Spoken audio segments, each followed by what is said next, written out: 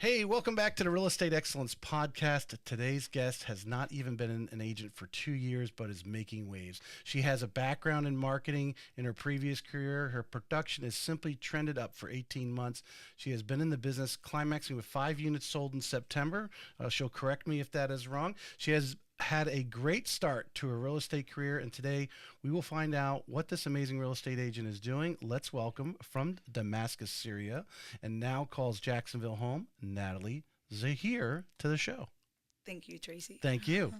Welcome. I'm glad you came on. Like I said, you came on my radar the other day when I was talking to Christine Herron, and I was just looking at, who's doing what at Herron Real Estate, and boom, I'm like, whoa, those are some serious numbers.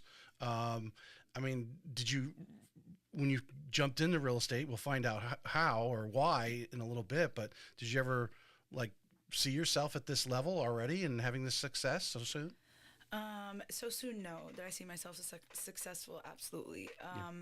I actually had a goal, and I hit a goal and a half this year, which I'm so grateful for, but I did not expect this at all. Like, at one point I looked at my mom, I was like, Mama, whoa, what is my life?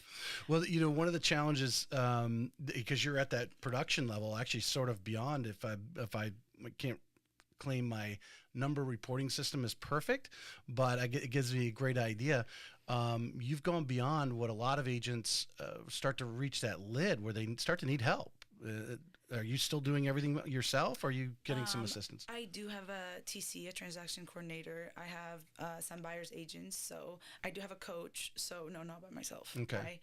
I thought I could do it by myself, and then I started doing more and more by myself, and I realized I could not do it by myself. Right. Now, the buyer's agents you got working with you, are they just other Herron agents that are just, when you need them, call on them type of thing? Yes. Yeah. Like, can you show houses for me, or do you want to, or sometimes I even give them the buyer the lead and tell them, just please, we'll split it and you do the work.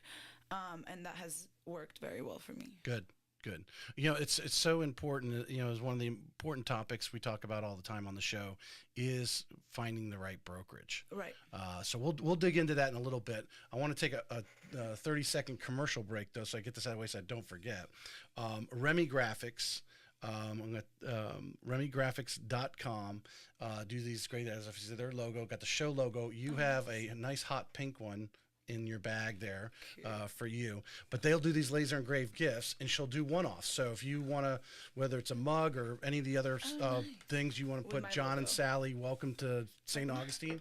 There you go. With my logo, can I do that? They'll put your logos on there, obviously. That's cute. And if I always think the more unique, or like I said, if you have your logo on one side and put their names on the other, they'll never throw that away. Right. So Remy Graphics, check out that RemyGraphics.com. Thank you, Remy Graphics, for the mug. They have many other laser engraved gifts, so please check their website out. All right.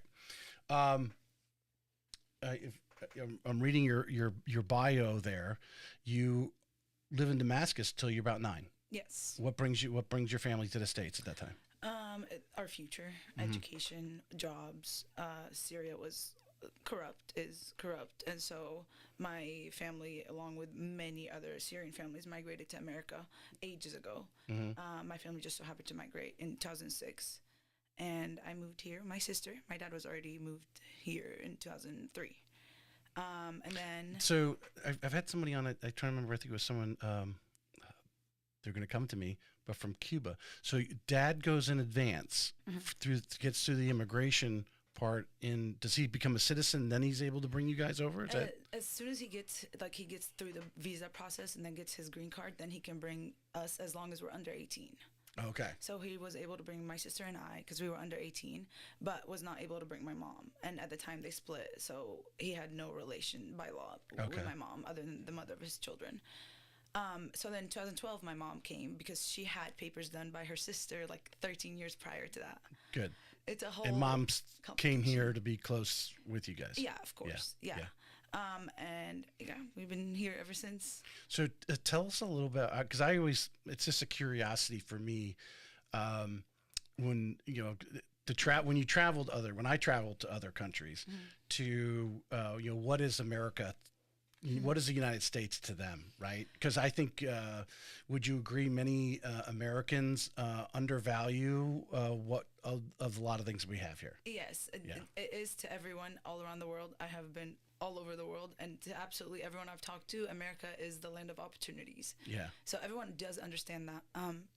Sorry, I think people in America don't realize the privilege we have as Americans. Something as simple as having a passport, that just speaks volume to people outside of America, and we don't notice how blessed we are just for something to travel freely. Yeah, if we want to go on vacation wherever, as long as I guess the State Department doesn't say it's a bad area, we can go. For something as simple as being able to eat a Kit Kat in Syria, we're not allowed to import Kit Kats, Twix, and anything that is foreign. We're not allowed to import it. We can't even use credit cards. Everything is cash. So we take the little things for granted. We don't even have electricity, water, gas, reliable. Any resources that are needed for daily life, we don't have as much as we do in America. There's ways to get them, but they are way beyond what people make a month even. Interesting. So as a 9-year-old, from a schooling standpoint, where, do you remember the transition of coming in? Now now, did you know English well at the time? No, absolutely Didn't know English at all. No, I came and I sat in history class and I would cry. And my teacher was Egyptian. And I already don't understand Egyptian because they have a whole different dialect than us. But a little bit he would understand me. Right. And my dad's like, how do you not understand? I'm like, Dad, I only know math because it's numbers. Right. And it just, I couldn't understand. But I was young, so it's very easy to catch on when you're younger. I learned English in like 5 months. Right. You got some extra tutoring and obviously, I assume, or something to help you conquer that curve of learning the language? Yeah. I definitely had to expand my horizons to learn English. So, I mean, all right, so you're transitioning 9 and 10, you're learning the language. I mean, how did you feel by the time you graduated from high school? Accomplished. Definitely. I played sports throughout middle school and high school, and that kind of was like... Helped you? It helped me a lot, actually, and it was kind of my outlet. During those times, and like my not living with my mom, and then my mom migrating to America, and then separating from my dad, and it was just a big thing in the household. And I'm an open book. I don't mind sharing any of it. But I think soccer was like my outlet, and then essentially volleyball became a thing, and that was like my foreign language, my third language. Right. So when I graduated high school, I was like, oh my gosh. Yeah. What? I don't have sports because I didn't go play beyond high school. Right. So then I went to UNF, and that changed my life completely. Tell us about that. What was unique about UNF that you just enjoyed? Everything. I started traveling when I went to UNF. I did a study abroad in Spain, and it was 6 to 9 months, and that was life changing. Yeah. So I think traveling, definitely sports, all that helped me. Would you recommend to a lot of young people that are going to college, yes, if they have the opportunity to take a semester abroad? Absolutely. Yeah. Absolutely. It taught me everything about myself, about school, about social skills. I won't lie to you. I have 3 degrees, and I learned nothing in school except social skills. Right. My social skills are everything. My communication, my responsibilities, like how I go about my routine, my day-to-day life, I learned in college. Because that age between 18 and 22 is very crucial for your growth as a woman or a man. It's kind of like you're beginning to your adult life. And so when you're in college, you kind of just are hit with everything. Yeah. Whether it's like friendship breakups or like relationship breakups or like traveling or being alone. Well, did you feel, you still, from the language, cultural challenge, but now you've been in the country 9 years at that point, 10 years. Did you still have some challenges from the language and cultural as you going into college and dealing with that? That's still on your mind, I guess, or were you basically Americanized by that point? No, I'm Arab before I'm ever American. Right. I mean, my culture is instilled in me. My mom doesn't speak English. Okay. And my dad barely speaks English, so I'm Syrian first, then I'm American. I do call America home. I had challenges in a way where I had to kind of get my parents to adjust to the way we live here. And I feel like that's a lot of millennials / Gen Zers. We have to get our parents to adapt to how today's society is, given social media and all the innovations. Right. So that was my challenge, like getting my mom to understand how life in America is, and like kind of give me a little bit of a leeway and freedom, because I'm able to do things here that I can't do in Syria. As a woman. As a woman. Right. As a human in general. Right. Right. All right. So you have some different jobs coming out of UNF that you're taking. From what I could tell on the LinkedIn, a lot of them had to do, marketing was part of their title. And so forth. Just kind of cover a little bit about what those type of jobs, what kind of assignments you kind of had, projects or whatever, what you were doing. And because I want to twist that in, because I think it's so important, especially when someone's come from a previous career, whether they've been doing it for 3 or 4 years or doing it for 20 years, but how they've taken that and now apply it into their real estate. Actually, my marketing experience, not very real estate related, because I got my MBA with I specialized in logistics, transportation, imports, exports. So I worked for expediters, and I was more of a sales rep there. And that kind of translates to real estate too. After that, I did some marketing for Take Stock and Children, and I think that part changed my life. Take Stock and Children is a nonprofit organization that helps students, first-gen students, go through middle school, high school, college, and that changed my life. I was in Take Stock and Children in 7th grade. I had a coach guide me throughout all of middle school and high school, and even college. And till this day, like, I still call him, he's like my second dad. He is one of the best people I know. And so I worked for them after high school, after college, after Expeditors, and I was basically guiding college students throughout their college experience, and only students that were in Take Stock and Children prior to college.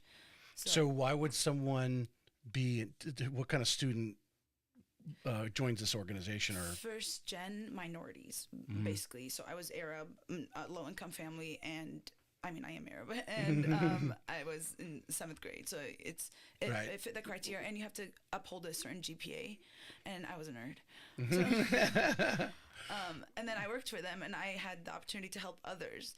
And believe it or not, like, some of those students are now my buyers, which is crazy. Well, you're creating a relationship, and obviously the bond. I mean, you gave them value somewhere in their life right there. Yeah. And that's where I measure my success, is that these students that came from minorities, first gen students that go to college, are now buying houses at 24, 25. And I'm like, how? Like, that's my purpose here. Right. So they doing everything from tutoring to social acceptance, getting acclimated, basically. It's literally like counseling. Like, we just sit and talk, like, how are your classes? Do you have any problems? Like, a lot of them reach out to me for relationship problems, or like family problems, or I need books, or I need money for this, and then we find scholarships for them. That was actually very touching job. I loved it. I love social work in general. But it just wasn't cutting it. Well, you were something that gave you something, and you were able to pay it back. Yes, exactly. It served my purpose for sure. Yeah.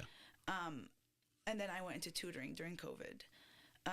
My our Arabic community in general, like, the moms they're never went to college here. A lot of them, actually, a lot of parents. So they would reach out to me to help their kids private tutoring.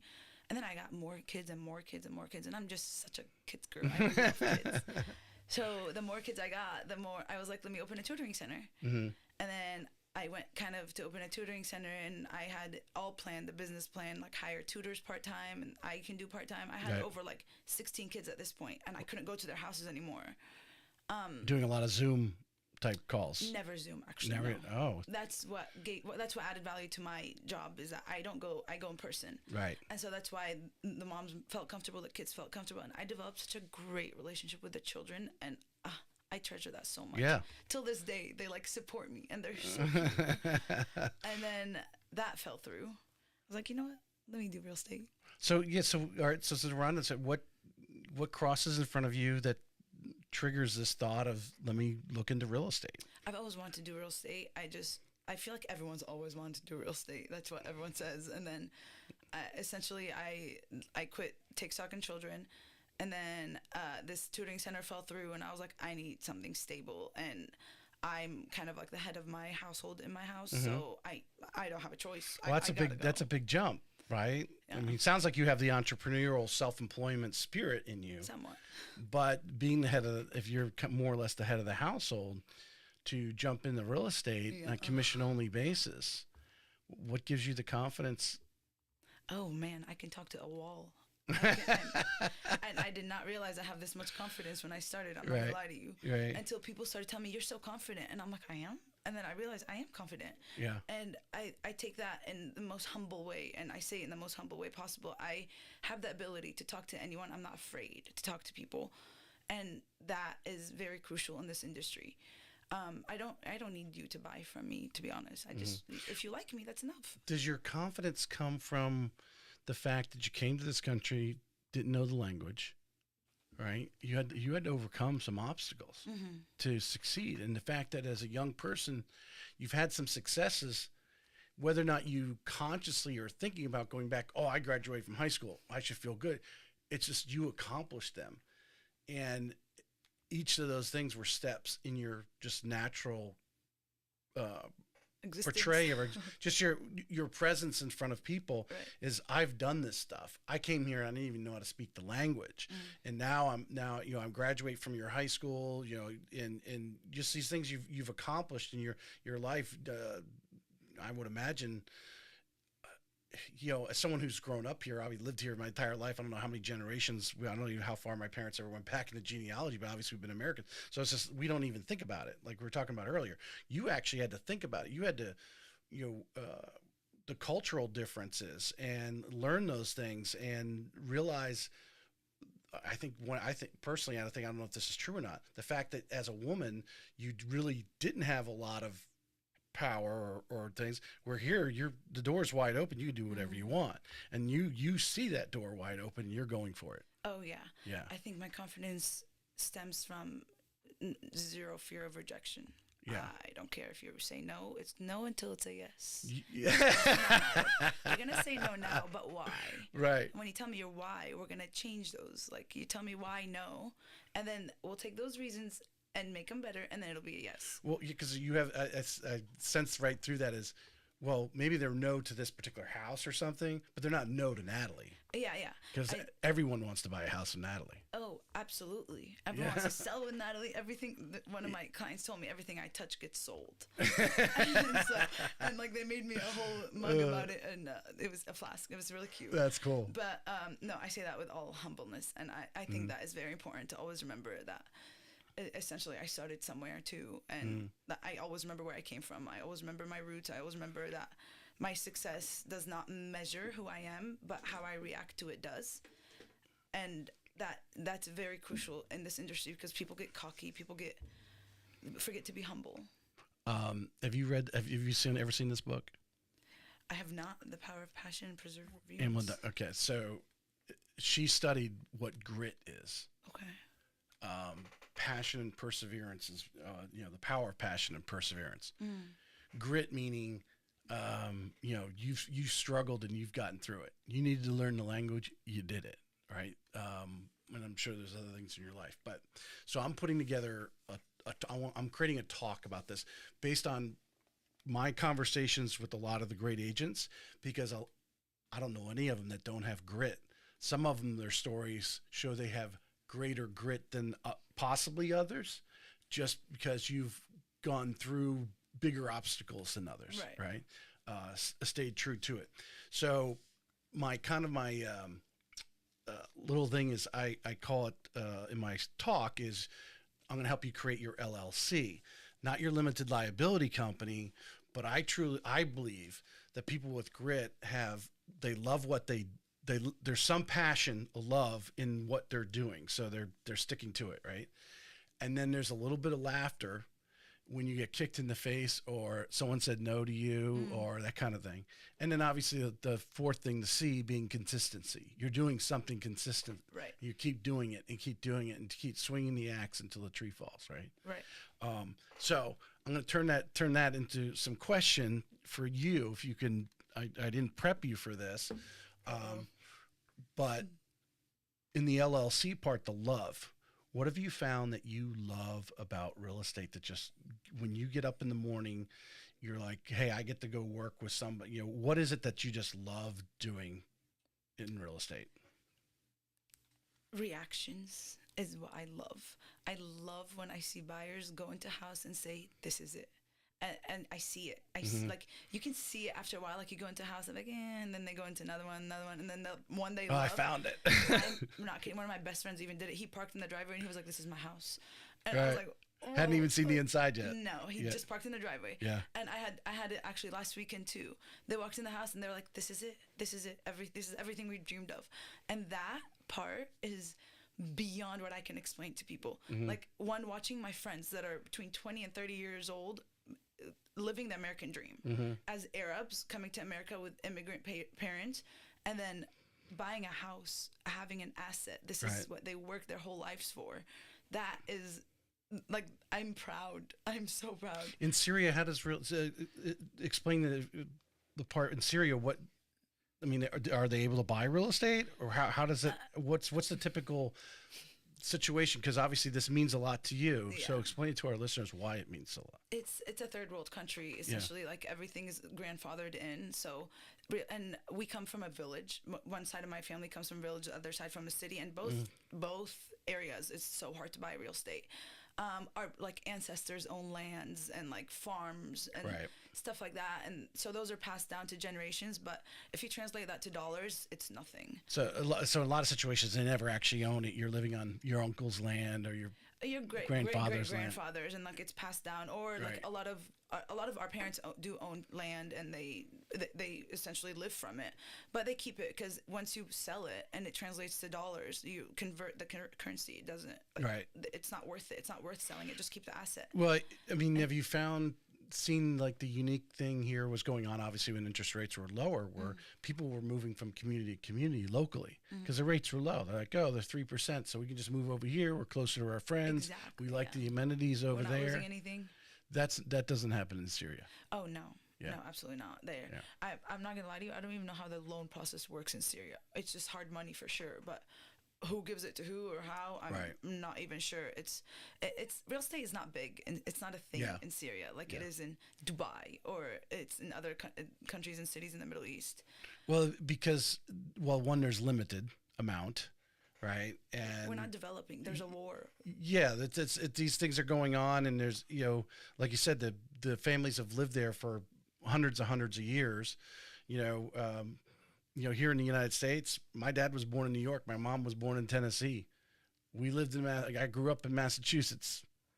Of course, my parents are here now, but they ended up moving to Florida. I go to school in South Carolina. I mean, we just have that freedom. Like I said, most Americans take for granted, don't understand what we actually have here. Yeah. You know, if I want to live in the mountains, I go move to the mountains. If I want to live near the beach, I get as close as I can.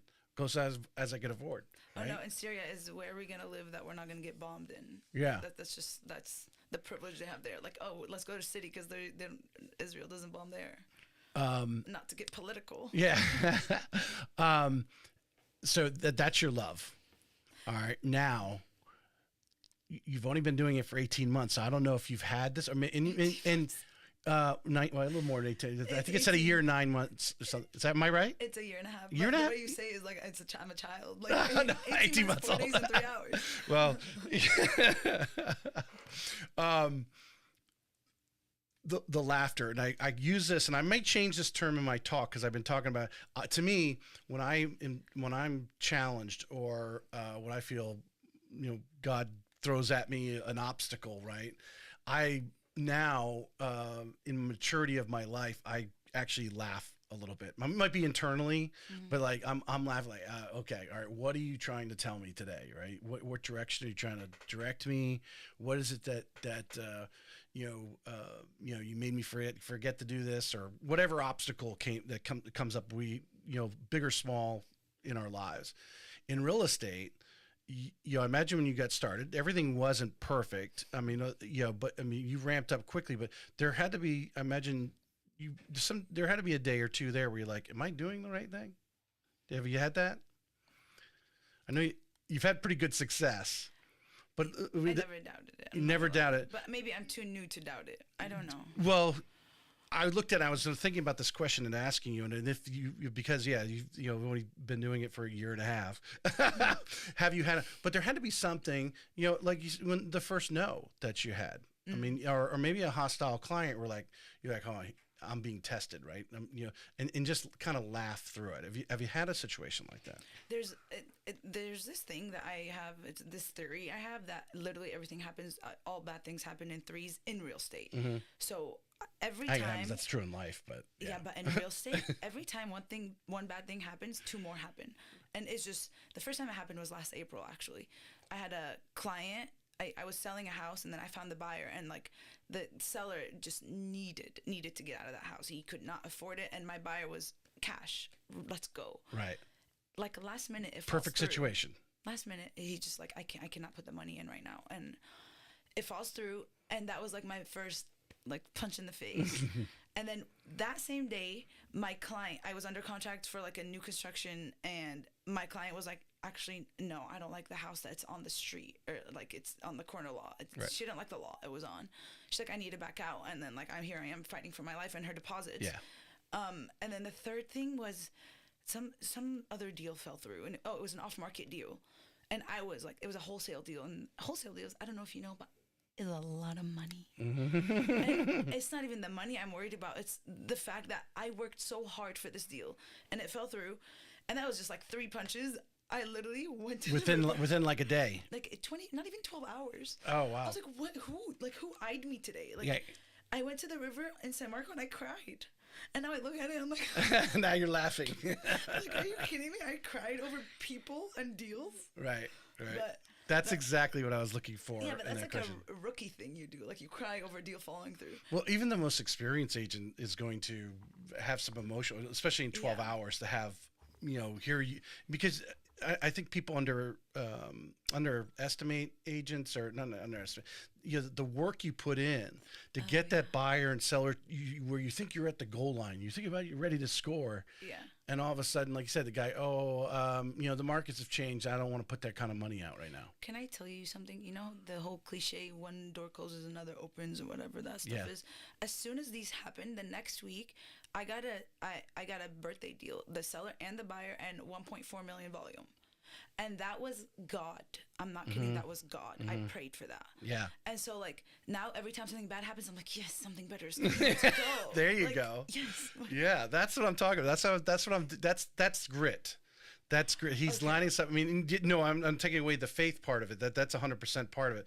But I do, because I feel he like you said, he closes one door to direct us to another door that's better for us or the people that we're influencing, whatever you want to look at it. But that's grit. All right, so I should read that. Yeah, it's very good actually. Yeah, I listened to Audible. I bought the book because I'm going to do the talk, and I wanted to be able to look at the actual pages because she's got quotes and things in there. So I want to be able to actually read it and pull some of her things from it. Consistency. Mm-hmm. What is the and this may have be still evolving, which I think a lot of the things you're doing now, who know, in 2 years you might be doing, depending on the market, might be doing totally different things, marketing, whatever type of stuff. What are you doing though consistently that you think is continued to, because when you look at your numbers, you're just slowly ramping up. Yeah, I hate that question. Sorry, but everybody asks you don't even know what you're doing. Thank you. I cannot tell you, and I say this with everything humble, how many times I get DMs or texts or phone calls, Natalie, what are you doing? How can you help me? Right. And I'm like, I would love to help you. I don't know. I sat there and I tried to dig deep in my brain and what I do daily.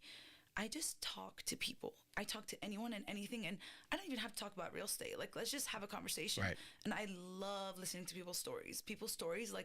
I feed off people's energies, which is And even if Yeah. it's negative energy, Yeah. I find the positive in that energy and feed off of it. Or like I go home and I pray for them because they have such a negative energy. Like whatever it is, I Right. feed off people one way or another. So just talking to people, I have decided like I need two ways to prospect and I need to focus on them because that's what I was told. So I was like, okay, social media and my sphere, but essentially they're like one and the same because my sphere sees me on Snapchat, on Instagram, on Facebook. So that's kind of social media. I kind of learned what my sphere likes. I come from a very big Arab community and we tend to stick to our people. Some people don't, but I kind of use that to my advantage because they're going to trust, they're going to want to help the ones that do care. They would rather help their people than a stranger, the outsider. So I kind of use that to my advantage. I know what they like. They like houses in San Jose. You've had to earn the trust, though. Don't discount what you've done, though. I had to earn They gave you the certainly. opportunity. Let me tell you, my first month in real estate, one of my close friends looked at me in front of a group of people. I hope he doesn't watch this. In front of a group of people and says, of course I'm buying a house with XYZ because you're a rookie. And Good. as soon as he said that, I was like, we look at the same houses on the market. And he's like, yeah, but you're new. She's not. I was like, okay, watch me. And then that always sticks in my head. Like, love him to death. But So he used someone else because he felt they were more experienced. yes. Yeah. And I mean, and he got a great deal and a great house. And like whoever he used was amazing too. Right, right. Love that lady. Right. So I didn't like envy him. I took it the opposite. Like, thank you for pushing me because I need that. I need someone to tell me like, oh, we're not using you because we don't trust you. And then it took one person from that community to trust me. And from then on, it just one after another.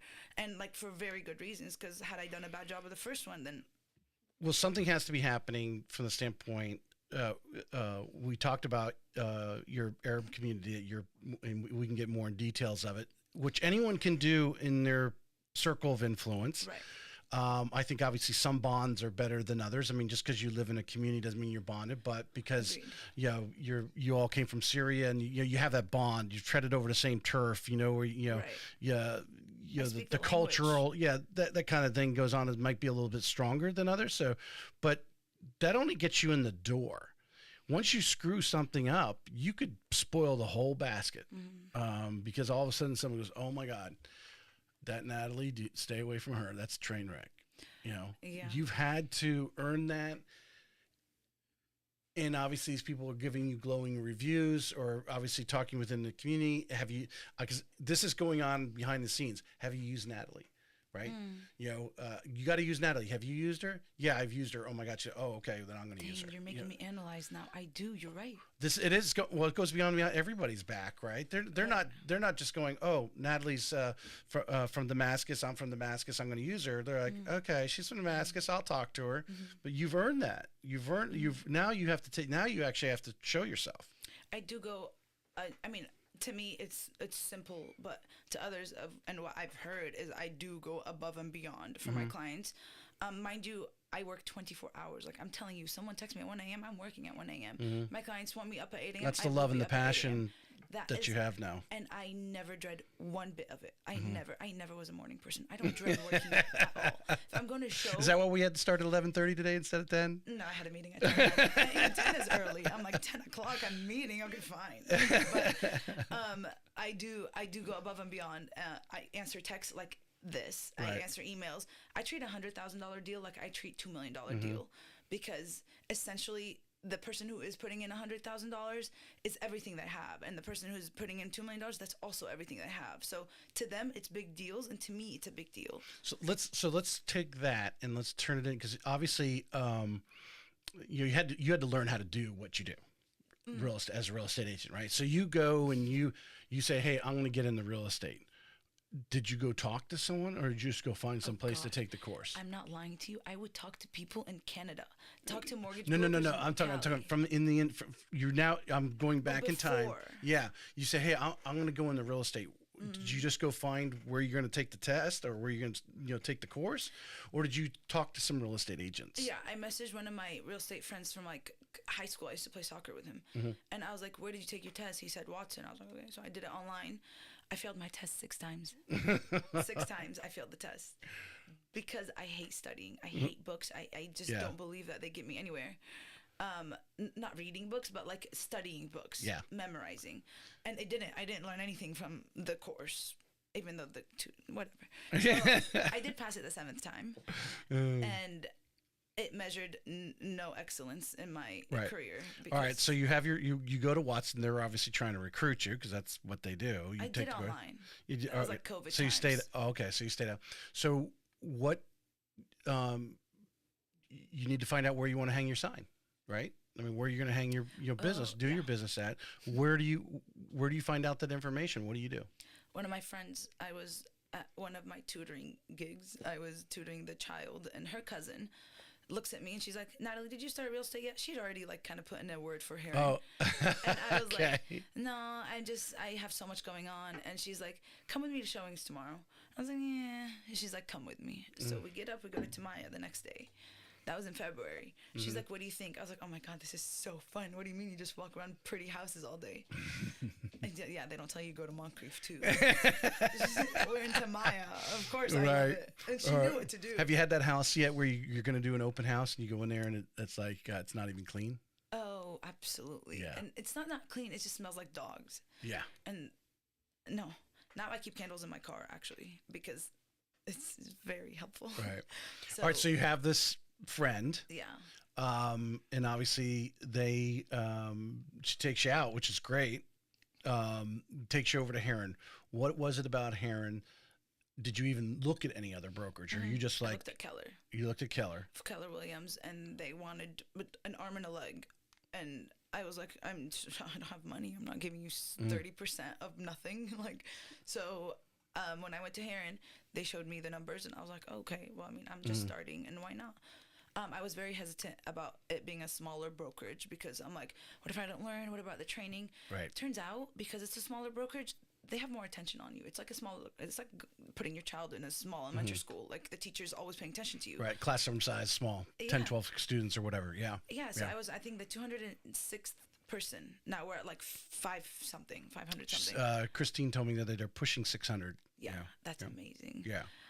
So I liked it because I was able to pick up a phone and be like, hey, David, what do I do? Or like, hey, Annette, what do I do? Or like, I would literally just ask anyone, everyone. I was not afraid. I don't know something, I'm Googling, I'm YouTubing, I'm on Instagram, DMing people like, hey, do you know how to do this? And nobody will ever tell you no. If you tell them, I'm just starting, can you please help me? Right. Nobody. And I've never had a no, actually. I don't even know what to do. No, it's a unique structure over there. And I've told them numerous times. I've put that out in other people that have had it on from here.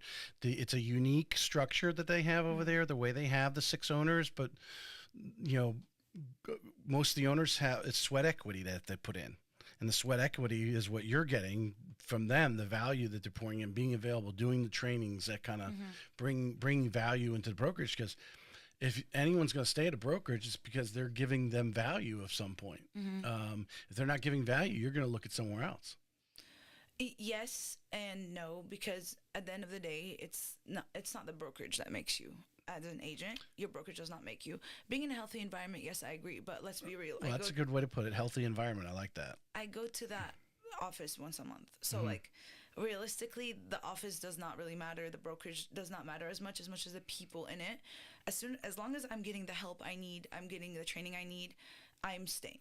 Like, well, you're a go-getter. Oh, you're not, like you said before, you don't accept no. No. So nothing is going to stop Natalie. Not everyone has that. Not everyone has that grit that we were just talking about, right? I don't think that's true. I think everyone has it. Everyone has a level of grit, but when 80% of the agents who sign up don't renew within 2 years, many are out within a couple of months. I personally believe, because that's why I always bring it up on the show, the brokerage and why, the value of Herron in this case. They go to the wrong brokerage and there's no one there to like, so what's the next step? You were looking for the next step. You're like, I'm going to find the next step. I'm going to take the next step. It might be the wrong step, but I'm going to take it anyway to move forward. You're going to move forward. You're going to battle through it. Others, not everyone has that, especially coming from corporate America after so many years. Like, they walk in the office and everyone's doing their thing. You got to do your thing. Figure out what your thing is and go do it. And not everyone clicks quite Right. that way with it. You may not see it as much because you're not in the office, but if you were in the office a lot, you probably would see why some agents stick and some agents fall out. You know, I just think we were like trained our whole lives in America to be in a structured routine, and that's actually why I went back to get my MBA, because I finished my bachelor's and I was like, what do I do? Like, what do I do? Go take more schooling, right? So let me go back to what I know. School. Yeah. That's all I know is how to go to school, how to go to the gym, and like those things I know.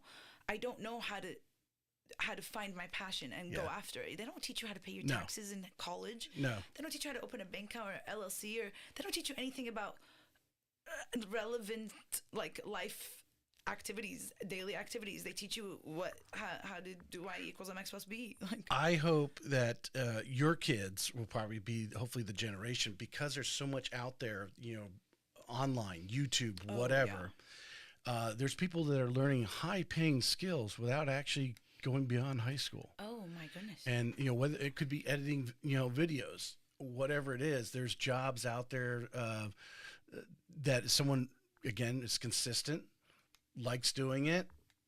They're going to trudge through it, and they can do it on the side if they want to, while they're doing a 9-to-5 job, and then boom, they're going to be out there on their own. And I really do hope the online world really takes and pushes.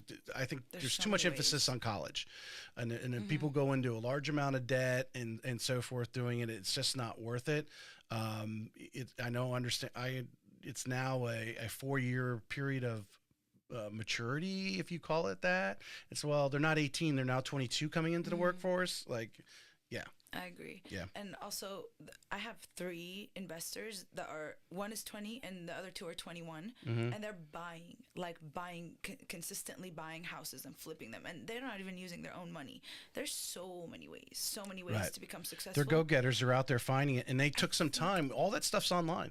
You can learn how to do that if you sit there and watch the videos and listen to the podcast, like There's Bigger so many Pockets and so forth. coaches. Yeah. And I think it's a Gen Z thing too. Nobody wants to work for anybody now. Like this upcoming generation, they all just want their own businesses. They want to be rich. They want to be. I mean, I look at some, you know, I'm envious of some of the people who, you know, they go, they're living out at the beach or whatever. They like to go surfing, and then they go back and they create their app or whatever they're doing, that little thing that they can do online.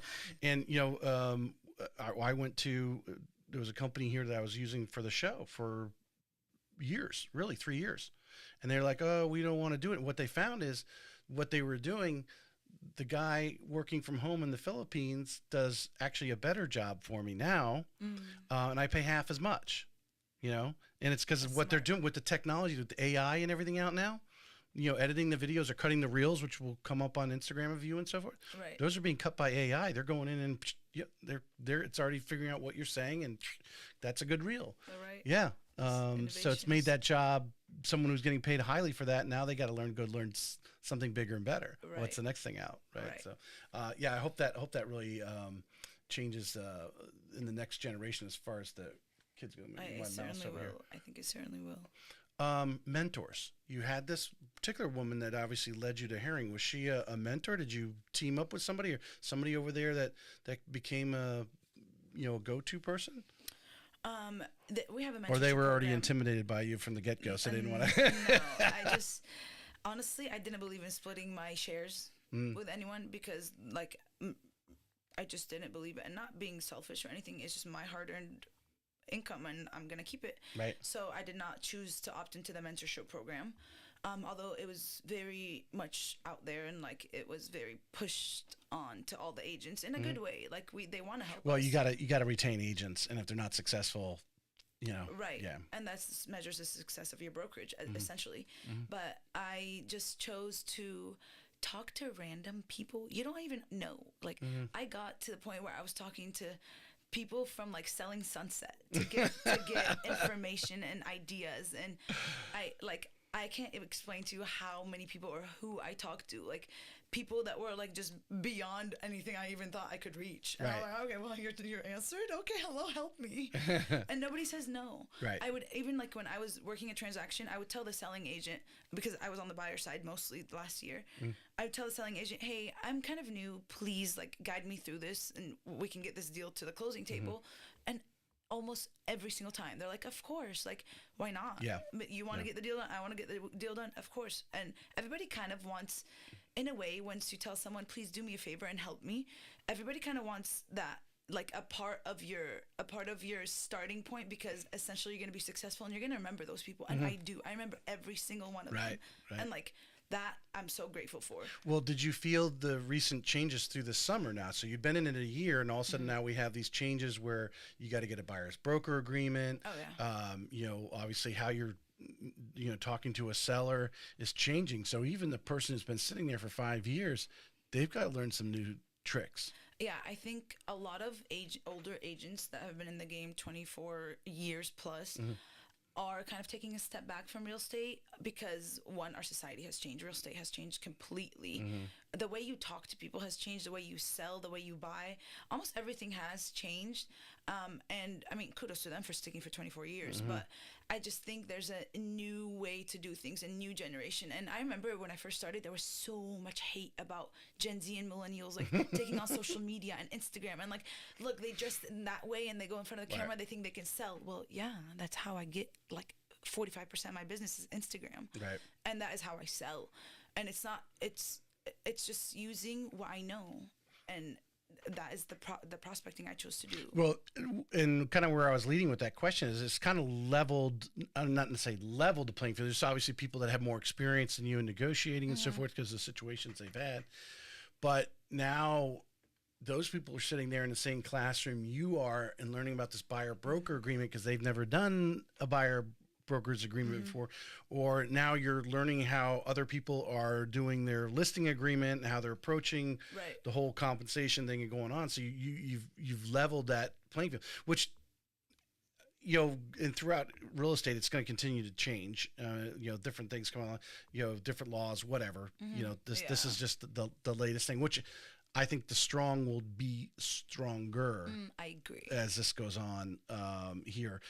Because there are definitely are agents out there right now that haven't even done enough transactions since August 17th when the kind of thing went in, and they're not doing their listing agreements properly, and they're not doing their buyer broker agreements properly. I want to tell you, be like, oh yeah, this huge change in real estate has happened, and I don't feel the change. I don't know, maybe it's me, but it just requires you to level up a little bit. It just required you to do a skill that you kind of probably were already doing. You just didn't get them to ink it. It's just a conversation. Yeah. And I'm always honest. Even if it's the ugliest truth, I'm always honest with my clients, and whether sellers or buyers or future buyers, I'm always so honest. Like, but it's just a conversation you have. And as long as people see you're genuine, which I 100% maintain genuine throughout every deal, they will trust you, and they will essentially be like, okay, fine, I'll sign a buyer broker agreement, or I'll sign a whatever you need me to sign because I trust you. And I would never force anyone to work with me. Like, you want to cancel our broker agreement? Let's do it. All right. So I'm gonna lead you through the answer to the question of why people are asking you, what are you doing? And you're like, I don't really know. All right. So I'm going to lead you through this, and you're going to answer this question. Okay, so those that are listening right now, this is why Natalie is as good as she is. All right. So you've tapped into your community of Arabs. Is that the way you describe it? Right. Sure. Yeah. My How do you sphere, describe it? Just my sphere, like my social media, my people, my friends, like your people, but our majority. Like well, when you say it's like the African American Black community, there's agents that cater to that, and they are amongst they feel they're amongst their peers, and they're trusted, and they've earned that, and so they're like, hey, you know, because people are attracted to the people who are like them, right? You know, that's just natural right. thing. So, but you had to earn their trust. You had to earn some credibility there. Someone gave you that first shot in the community. Do you remember who that was? Who was that? One of my best friends. One of your best friends. Yeah, okay. I grew up with him. He had no choice.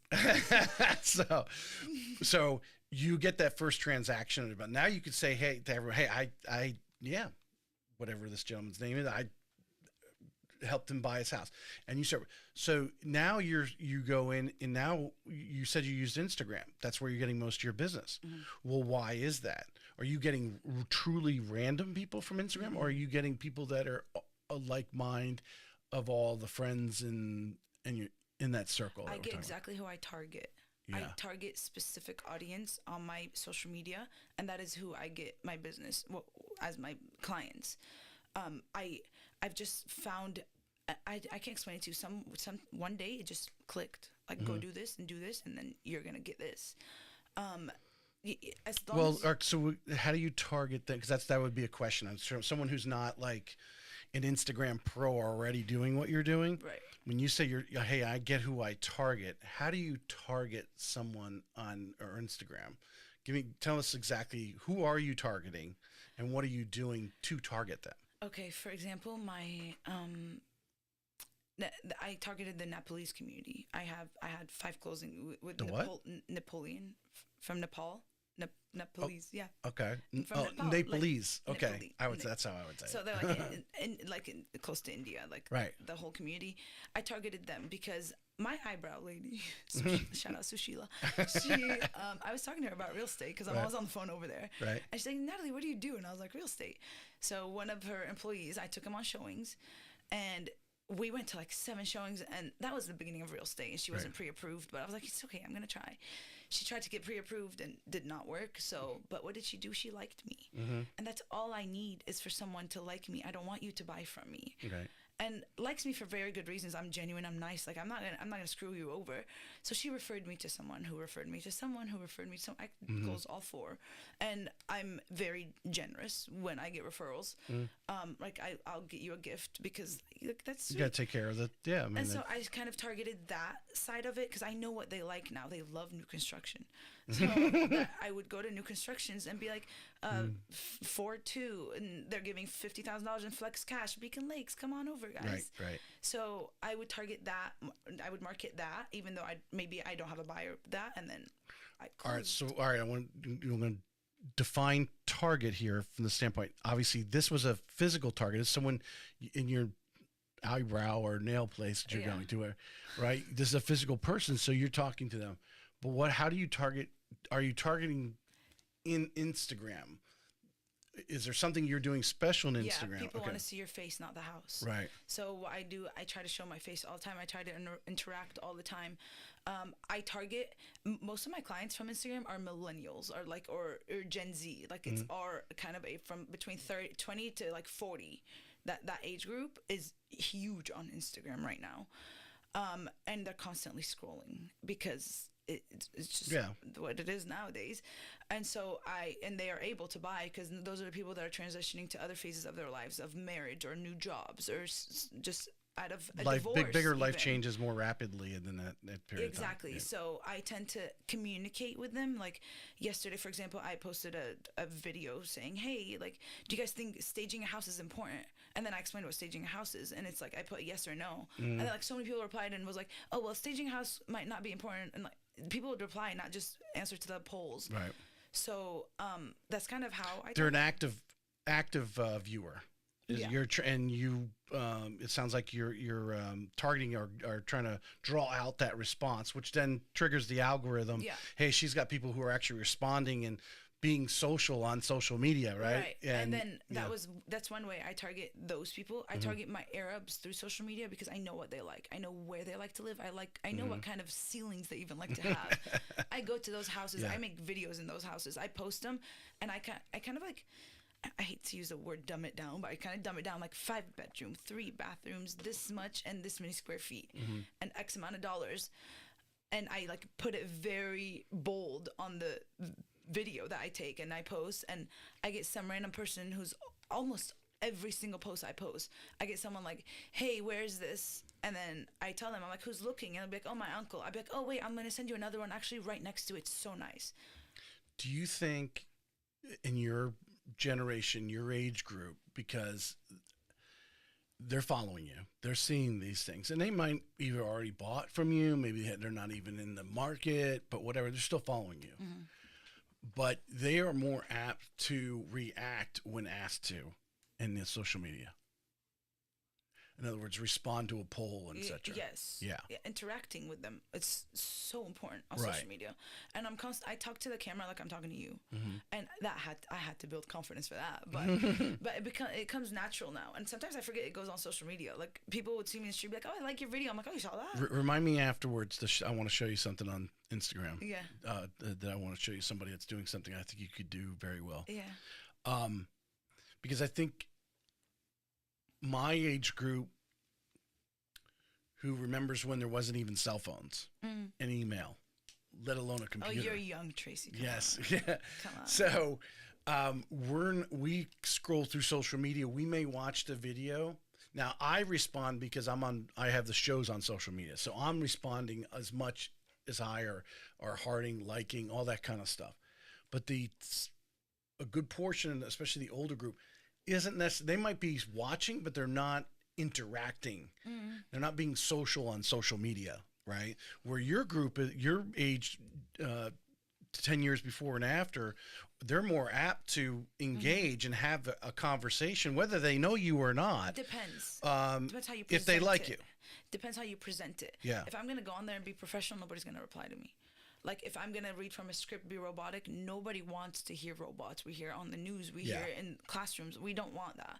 But personal interactions, like I'm literally just myself on social media. Authentic is the word. Very authentic, very original, very like I literally just go on there and act me. And a lot of times it's like funny, I guess. A lot of times it's, and like I get people from like, "Hey, where's your outfit from?" Like that. I'm like, "Why? Are you buying real estate?" if it's like something as fashion or like just, they call me the red bottoms girl at work. I'm not the red bottoms girl. I'm just a girl. But if you have a title, that means you're doing something right to attract people one way or another, whether it's how you dress or how you act or how you talk or it's everything that you do. That's what attracts people. So that's what I try to put out on my social media. And I'm not just one person. Like I show them that, oh, I love clothes and dressing up. I love traveling. I interact with a lot of people about traveling. I love really $1 million houses. Like I love those high ceiling houses. So like, and the more you interact with them, everybody loves those things. Everybody wants to travel. Everybody wants $1 million house. So I try to relate. The more you relate to people, the more they trust you. Well, being authentic makes you more approachable. Exactly. Yeah. Yeah. Exactly. Yeah. But to the point where I'm like a therapist now, and I'm like, guys, chill. Please, I need therapy. Like, chill. I love it. I do. Transition a little bit because you are dealing with. In 19 years, I've been in the mortgage business, and for 12 of them, I was in a call center. So, we have, behind the scenes, like any industry in sales, there are certain professions, certain cultures, certain things are somewhat descriptions or preemptors of what kind of buyer, seller, customer you're going to have. Right. We know our engineers are very analytical, right? They oftentimes, the joke is we got to give them a spreadsheet of everything so they can analyze a spreadsheet. Ministers and pastors, there's our church people are another category. I won't get it. That's not a positive one, unfortunately. Divorced people are a good category. Divorce people. Divorce lawyers. But because of you have your cultural background from Syria, Arab, that kind of, and do you pick up being able to read the clients? Is an Arab customer that much different than your standard Anglo-Saxon American like me? Oh yeah. Yeah. What are some of the things you pick up that how maybe you're going to treat them, speak to them, etc.? First and foremost, they love confidentiality. That's English term. They absolutely do not tell a single soul that you even communicated with me, because we all know each other. So it's just and that is the. Well, imagine that is a challenge because you are working in the same community. Yeah, and it's the hardest. So you got to let them. Best friend buying, and you're around them like the whole 30 days of the buying process. And I'm just like, okay, don't look at me, don't even talk to me, because I'm gonna talk about houses. And like we're around all our friends group, and I have to keep it a secret, and it feels like I'm lying to my friends. So definitely keeping it a secret is number one. Number two, how can I get a house without? Oh gosh. They often want to haggle more, negotiate more. Yeah, but I've learned actually recently that it works. I used to be like, I can't offer $300,000 under asking. What are you talking about? And then I did, and then it worked, and I was like, what? And I did. The market's changed. Oh yeah. Yeah. It was a $1.65 million house. Yeah. I offered 1.3. They accepted. But I mean, after a bunch of haggling, they were like, okay, fine, we'll go back to 1.3. Right. And I was like, wow, okay. Right. Okay, what? So they do like to haggle a lot more. I don't even think like they could list the house at 2 million, and as long and it could be worth $1 million, but as long as they get that They think it's a deal. It's a deal. It's a deal. And they love it. And Yeah. of course I fight. Like I will fight till the death of me for Right. my clients. So I will negotiate forever. And as long as my client is happy, that is all I care about at the end of the day. Like I want what's best for them. At the same time, I try to be fair to the other side and understand the other side. But yeah, haggling, definitely haggling. So yeah, confidentiality, haggle, patience. A lot of patience. I have to have a lot of patience with them because, and I'm the same way. It's just, I don't know if it's an Arab thing. We're just. Is that part of the haggling, though? The kind of the silence for a period, like some interaction with whatever it is they're asking for, and then they're going to sit back and just like hold their cards for a little while, come close to their chest that they. He'll be like, wait 30 days. They and don't then want to show offer they're again. anxious. Yeah. Yeah. Like, okay, I'm gonna wait 30 days. And it's also like, oh, I love this house and this house and this house, but I don't want to make an offer. It's just kind of getting to understand what they're on about. Like, what do you want? What do you give me your end goal? Also, getting them to trust a lender. That is so hard. So I have found an Arab lender that people tend to trust, and he will not pull your credit. And that's what most people are worried about, like pulling my credit and I don't get pre-approved. So he's like, I won't pull your credit until you give me the green light, Nat. So when I give him the green light, like, hey, we want to make an offer, pull the credit. Well, I'm gonna give a little hint because I imagine some of your audience or some of your clients may listen to this. The reality is the money virtually comes almost in the same place. You may save a couple nickels, but don't step over the quarter to pick up the nickel. That is the joke on our side. Right. Because when we get that shopper that's calling everybody and anybody, and it's like, all right, are you going to commit or not? Are you going to close in 30 days? We need to get things going. Yeah. And they're calling, but oftentimes they're just setting themselves up for disappointment.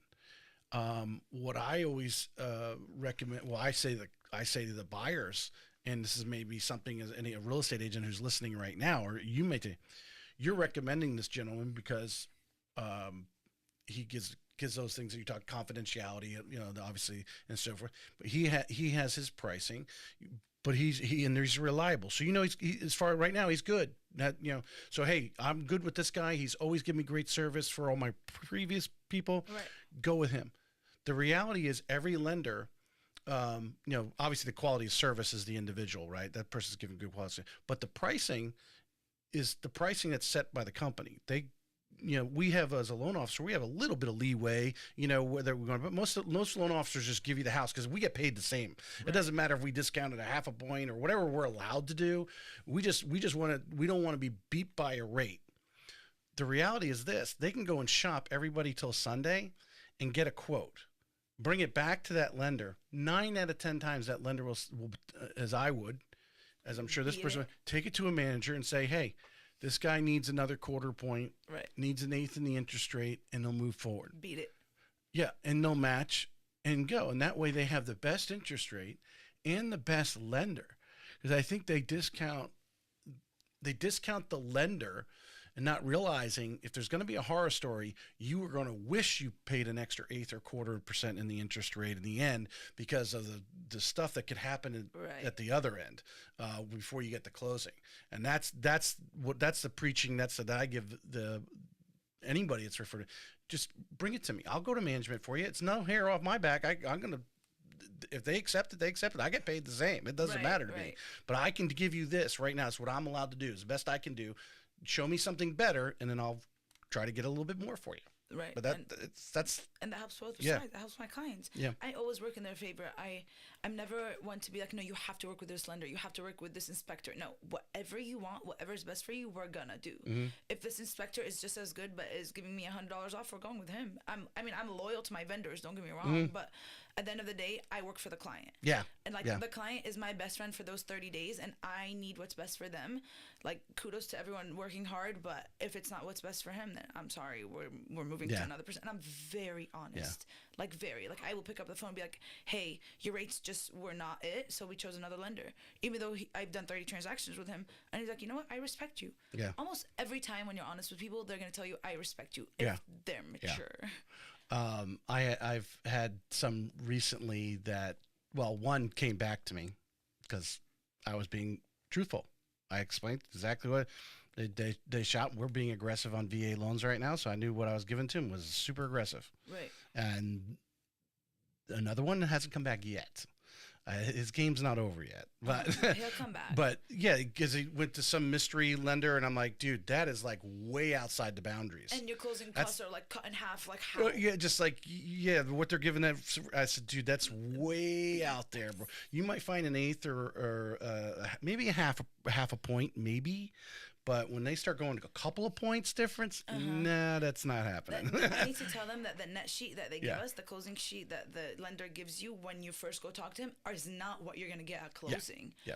And most clients don't understand that. And then and a lot of lenders lie. Like, this guy lied about the taxes. And I called him. I was like, listen, you do not lie to my clients. I need to do a video because the experience I have is I've had people come back and say, he told me it's locked in for 45 days and gave me one of these worksheets. No. I said, first of all, if you've gotten to the level of actually locking in a loan, he's sending you the entire loan package, because you can't lock in a loan until you have that entire loan set up and ready to go. Then you can lock it. Send it to underwriting. Tell him to send it to underwriting right now. You got to have all that stuff in there. You run your DU, all the little I's are dotted, T's are dotted, because the capital markets desk is going to approve that, whether we're locking it. And they ain't locking it unless they think they actually have a deal, right? You just saying, you can't just call the lock desk, say, hey, would you reserve this rate for this guy? Off nothing. So anyway, let's get back to real estate. Yeah. Where am I at? Okay. Your listing presentation. Well, let's just start with the buyer's broker agreement. Okay. Were you doing a buyer broker agreement before? No. We started August 17th. So you over the summer, you're starting to brush up on this. What are some of the things that you, because I imagine you've had some trial and error. I don't know how many you've done since the summertime, but have actually done the presentation. But what do you think if, again, one of these new agents who are asking you, hey, what are you doing? What are you doing in your buyer broker agreement? What's the mindset you're going into that conversation with them? I schedule a showing, and then I tell them, before the schedule showing, I tell them, hey, we have to have a buyer broker agreement. It's just an agreement between me and you that you're not using anyone else, basically, for today. Let's do it for today, because if you don't want to work with me tomorrow, I'm not going to make you work with me tomorrow. Okay, so you do the subtle, we're going to date tonight. Exactly. Yeah, we're not getting married. It's okay. You can work with me today because I'm showing you the house today. You don't want to work with me tomorrow, then I did something wrong, and please tell me what, because I would love to do better next time. And I have yet to have anyone not sign it, one, or tell me, or not come back to me. And I have them sign it every time we do the showing, because I just... Well, how long do you... So I do it for the day, for the 24 hours. Okay. I prefer to... I wish I could do it for 6 months. And some, my close friends, I'll do it for a year. Because, they're not going anywhere else. Right. But people that I have not been working that long with, or, opposite leads, or, leads or just a cold referral that doesn't really know you, but through your friend. Yeah, I don't, I tell them, whatever you're comfortable with, even if you want to do this for 3 months or 1 month, and it's at some point you tell me, hey, can we cancel this agreement? I don't want to buy, or I'm not comfortable with you. Please tell me. I am all about honesty and loyalty, and I will never want to work with someone who does not want to work with me, even if you're buying $5 million. That's my number one rule, always. Even when I make it to $100 million a year, I don't want to work with anyone that doesn't want to work with me, because that is just, well, you at that point you got stuff flowing in, and when you're doing that kind of money, you can't. I'll remember you, Tracy. You can brush a few off, but even for the agents who don't or this is the only person they're working with right at the moment in time, and they don't have anything happening in That's December or whatever. To do that subtle part. So you do the 24-hour thing. Do you go back? You'll say maybe the week goes on, or you're still sending them before you go to the next day. Do you graduate them up to the married certificate there? I essentially say, hey, let's make this agreement for a month just so we don't have to keep writing ones and I have to keep signing ones. And they'll be like, okay, yeah, that's fine. I mean, from the beginning, they would have said it's fine. I just need them to meet me face to face, and then they're sold. Yeah, I know they're sold. That's where my confidence comes in. I have yet to be rejected. You like the face to face. That's your winner. If you got them in arm's reach, you're good. Yeah, even a phone call. Like I don't do cold calling just because I hate people cold calling me. So I'm like, I don't want to cold call people. Right. But if like there came a day and time where I did have to, and I was just, hey, please don't hang up. I hate when people cold call me, but listen to me for a second. And that's how I got them on the phone. And then now they want to sell their house with me. So it works. It's same thing in person. Like, hey, I know you hate paperwork. I do too. I hate contracts, but this is just has to be. It's just a law, and I cannot defeat it. It's what it is. How do you approach the actual when you actually get down to actually filling that line? Like they're going to pay you whatever bananas, right? That's whatever the agreement is. They're going to. Yeah. How do you approach them, especially?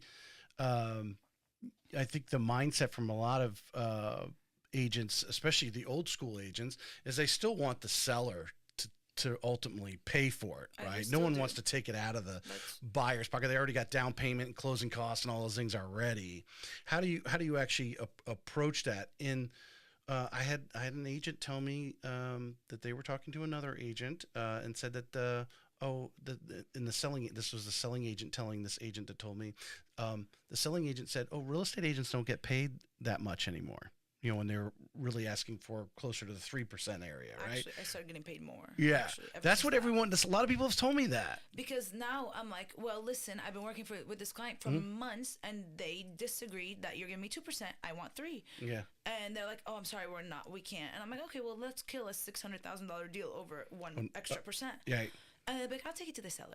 Yeah. And the seller is almost always like, oh, here's 3%. Right. And I can tell they're like envious about it in a way, but it's negotiation. Do you find yourself spending a little bit more time now than say a year ago in the sense of explaining the services or obviously some of your success stories to some of the people who don't necessarily know you or know of a transaction you've done with a friend, but you gotta, hey, this is what I'm going to do for you?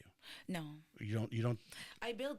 So you haven't enforced that situation yet. No, I literally build relationships. Like I want to be your friend before I want to be your agent, and literally I get invites to sweet 16s, I get invites to baby showers, I get invites to housewarming parties because I'm essentially their friend. Right. And I like, tell me your story. That's the first thing I say on the phone. Hey, tell me your story. Who are you? Where are you coming from? And so they trust me. When they're comfortable talking to me, they trust me. So they're never like, why should I sign this paper with you? Why should you get paid? Well, are you good at explaining to them that when we make the offer, we're going to ask the seller to pay this? Don't worry. I got you. I will never let you pay me. Yeah. I am going to make the seller pay me. Right. I got it. Right. And they'd be like, well, what if I have to pay the seller more? I got it. Listen to me. I got you. Yeah. And like, I got you goes a long way. Yeah. Just I got you means like they trust you. They feel comfortable. They feel safe. And that's essentially what people want to do. They want to feel safe in the transaction. This is the biggest transaction of their lives. And as long as you make them feel safe, because truly I got them. I will never harm my clients. That's no like and trust thing. That's you yeah. It's just I got you. Like just trust me. I got you. Well, I mean, and ultimately when it comes down to it, I think a lot of people take this they know, but you have to just step back and rethink. At the end of the day, when you get that contract signed, maybe there's some negotiation or something, but especially when that initial agreement, the buyer, that person and the seller have come to an agreement that that's what they're willing to buy and sell that house for. And the agents are setting it up and making the presentations, but ultimately when they sign the agreement, they're okay with it. They're not thinking, well, hold on a second. Did you are they, or did you bump up the offer to compensate? They forget all that. Mhm. They, at this point, they're going, yeah, I accept that. And got like a I said, deal. it goes back to that thing when you're talking about $600,000 purchase. We are talking about, I mean, literally pennies when you're talking about the compensation part Right. for either agent. Right. Yeah. All right. So your listing presentation. Have you had? I know you're doing a lot of buying. Have you had a lot of listing situation? Okay. So how are you now? I apologize because I did not put my phone on Do Not Disturb, so that's my fault. How are you approaching that, knowing what you're telling your buyers, right? You know what you're doing. A lot of agents are doing what you're talking about. I For don't the even buyer. talk about commission. Is that weird? Yeah. I talk. Tell them, hey, I'm gonna do I'm gonna market this all over my platforms, Mm-hmm. all over my social media. The MLS, I pay MLS dues. I'm gonna market that. Open Mm-hmm. houses on me, pictures on me, videos, drones, marketing, everything. I'm gonna do for you. What you're gonna do for me is you're gonna allow me to enter your house whenever there's showings. Keep it clean. At your convenience. Yeah. You're gonna keep your house clean, very clean. You do pay agent commissions of 6%. And then I keep going. Yeah. And then like I try to incorporate it in like my conversation. And then I'm like, hey, I'm gonna send you the contract. If you have any questions, please call me. Let's work through it. And everything is negotiable. Right. Everything. You don't want to sell your washer and dryer? Let's negotiate. Because you poured into them all the value when you Exactly. asked for it, they didn't blink. They're not blinking at it. I push for 6% like with my life. Right. I want the other agents. So to get how 3%. are you advertising? Like, because obviously you can put on your social media that you're offering, or when an agent calls you, are you right away saying, yeah, we have so much set aside, or are you one of the agents? I know one of the other tactics is now like, yes, we have compensation, but give the me an offer. offer. Yeah, You're no, asking for the 3%. offer. You're not just exposing that you have. No, Right. I hate vague. Have you I hate had being agents vague. undersell themselves? In a way, like what? Tell Well, me. because I'll you take less. yeah, like imagine if the seller agrees to pay 6% to everyone's commission, you're Right. splitting it 3-3. Are you getting offers where agents are saying, and 2% for my commission? And they're basically underselling themselves. Is so that they can Well, basically, at least get 4 to their you. lead. Basically, what? At least 4 to you. They think they have to make the offer, so you have 6% set aside. You're the seller. Right. I'm the buyer's agent. You're like, we have some set aside, but make me an offer and we'll come in. So I write in my offer, or we're gonna buy it for this price, and your seller's gonna pay 2%, and I give it to you. And you're like, okay, well, I actually had 3% set aside. If you only want 2, no problem. Actually, I have not had that because every single showing I have, like, hey, what's compensation? 3%. Oh, Okay. awesome. So a lot of agents are asking and then Yeah. open the negotiation Yeah, back. I have had it the other way around where I just goes on a house and the agent actually took 2% off of his commission so that he can make our deal work. But his listing contract was expiring at midnight. So he's like, it's either I get 1% or nothing. So I'm like, Hey, and bingo. He's like, Natalie, Play- will you take 2%? I'm like, listen, I don't work for money. I work for a purpose way beyond financial independence, way beyond that. But I want my 2.5%. Like, I deserve it. Well, I worked my butt you got to off pay the for fuel it. bill. I mean, you got to And pay he your car worked- payment. And he worked just as hard for it too. He knows. Yeah. But in his case, I was like, listen, there's 30,000 houses that I can go to, 18,000 houses I can go to and get 2.5%. We chose this house. Is there 18,000 houses on the market right now in Northeast Florida? Is 18,000. That's like 3 times what it was when I first started. Yeah, it real was like estate. 5,000 or 6,000. It got down to at one point. Last Yeah. January of 2023 or Yeah. February. And so he took a loss, and I mean, but he had to make the deal work. I would do the same thing if I have a contract expiring at midnight and it's either this or nothing. I'm taking this, of course. Yeah. So you didn't think you'd get him to renew it? No, Yeah. and he wouldn't have. You got to do what you got to do. Right. 3 things that you think all agents should be doing right now in the current marketplace at any level, new, tenured, whatever. 3 things that are important to be doing right now in this marketplace. Like to generate business or Yeah, just for your yeah. internal growth? Well, no, all the above. All the above. Okay, I follow like 6 steps, but I'm gonna tell you 3 most important ones. Mm-hmm. Pick 2 ways to prospect. 100%. Pick 2 ways to prospect. And pour into them. And pour everything into them. It's okay to lose some money over it because you're gonna essentially gain a lot back. whether that's like with Zillow leads or with social media running ads or with your sphere or however, or door knocking is not as much. There's some people of that a do thing. Yeah, and it might work for them. Or cold calling. A lot of my friends cold call like FISBOs. Contact a lawyer, contact divorce lawyers and team up with them. You know, by law, we're allowed to pay lawyers 50% of our commission if they refer us. So they're like one of the only professionals that we can pay the referral fees to, like mortgage brokers too. Right. So contact local lawyers and be like, hey, let's team up. Like, send me your divorced people that want to sell their houses, and I'll give you 50%. Right. And no lawyer's gonna say no to that. Right. Do things like I have a guy at my brokerage who goes to garage sales. He prospects there. I know who it is. I love that man. There's so many ways to prospect. Join community groups. That's my next step. Actually, that's my goal. I'm gonna join community groups like Women in Business. Anything that has empowerment, because not only does it empower me and I empower others, it also is networking. It's the best way to network. It's a bunch of women and men in business. This is where we should be targeting. So definitely like joining community Find your groups. niches and drill down on them. Yes. Step number 1. All right. 100%. What's something else? I wrote this down earlier. Talk to anyone and everyone. You don't even have to, don't ever tell people, hey, I'm a real estate agent, because then they're like, oh, here's another real estate agent. No, talk. I talk to anyone and everyone literally about anything. Tell me your story. Who are you? Like, I asked you where your kids go to school, and I love that I know where your kids go to school. I feed off these things, and now I know there's a new school in St. John's that I didn't know about.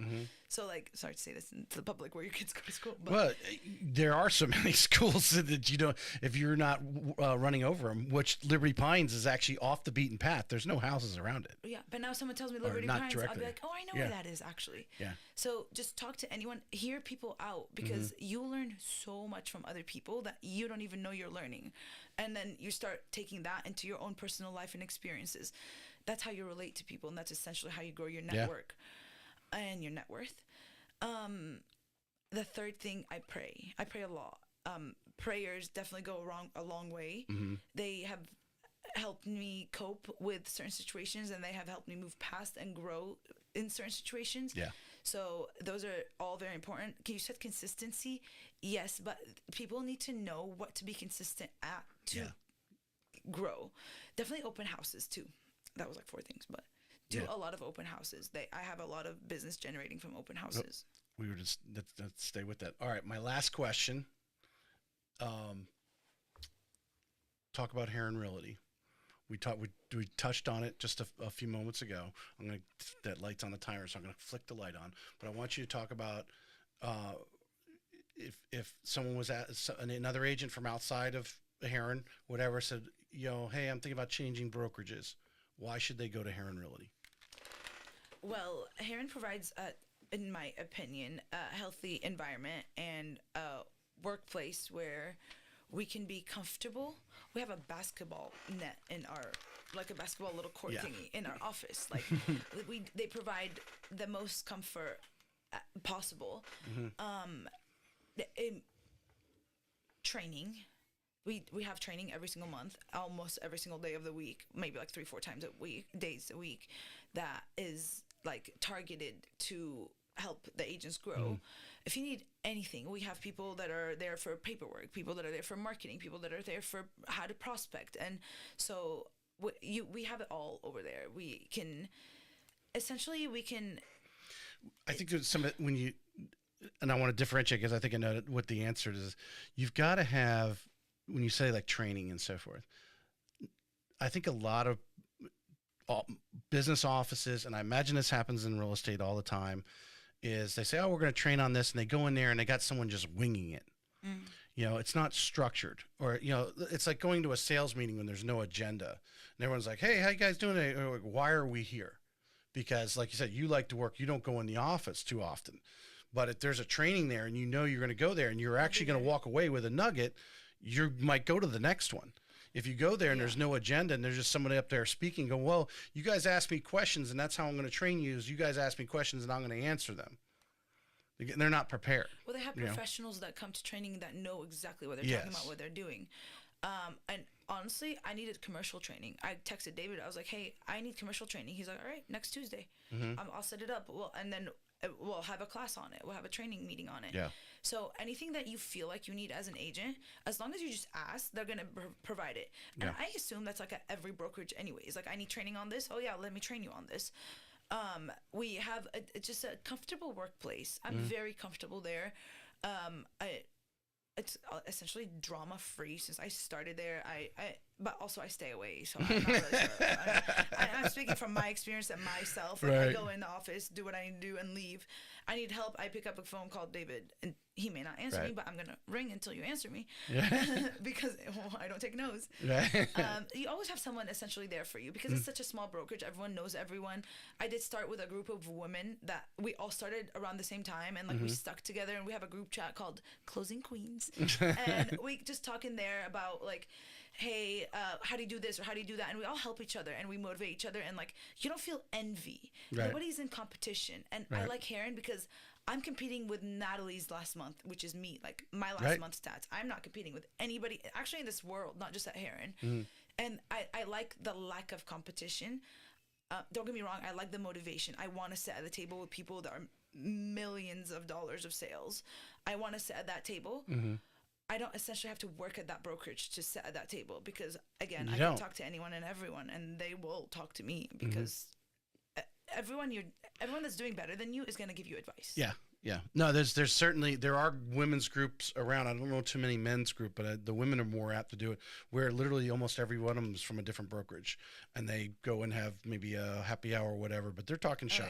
They're you know, I'm sure they're laughing about situations and they're crying about others, but you know, they're trading those stories that helps you build the confidence, because you can only do so many transactions in any period of time. And I'm sure you found out, almost every transaction is a little bit different than the last one. A lot of bit different. Yeah. No, definitely. Even my coach is from a different brokerage. It doesn't, like, your brokerage does not mean you can have to stay within your brokerage. And actually, if you do, I don't think people succeed within the brokerage. You have to expand. You have to see others and what others do and how they work and how their workflow is. And I think what's great at Herron is that David has a lot of leeway for us. So I'm like, hey, can I wholesale deals? Yes. Can I do off markets? Yes. And I'm very big with investors. Like, and I follow stats, like more than 50% of millennials look into real estate investments. And that's what I target, that 50%. So, and like, he allows me and he helps me with it. And honestly, me and him learn together, because when you're a broker, they don't tell you, oh, this is how you wholesale. So like he's got to learn just as, of course. And almost every broker doesn't know how to do wholesale. No. Wholesale is a whole different world. But anything you'd like to add? No. Do you know where the cheapest state to buy real estate in? The cheapest state to buy real estate in right now, I would say, would be. You got this. Wyoming. Well, I started with a W, but absolutely not. It's West Virginia. Oh, well, I skip over West. Yeah, I would have. Well, what's interesting about West Virginia is at times the federal government's tried to move, like the FBI for a while. I think they actually have a place. They try to get as many people outside of D.C. to go to West Virginia, but it was, like pulling teeth. I don't think everybody wanted to go out there because they could build a complex and cost of living was cheaper and all that other. Yeah, but it's not like it's the cheapest, but it's not the best place to buy real estate. Like, they measure the best place based off the job market and like the housing median rate or the price or something, and that is Pennsylvania. Actually, I love looking at stats and fun facts. That's like my daily thing. Fun facts about real estate. Well, I appreciate you coming on today. Thank you so much for having me.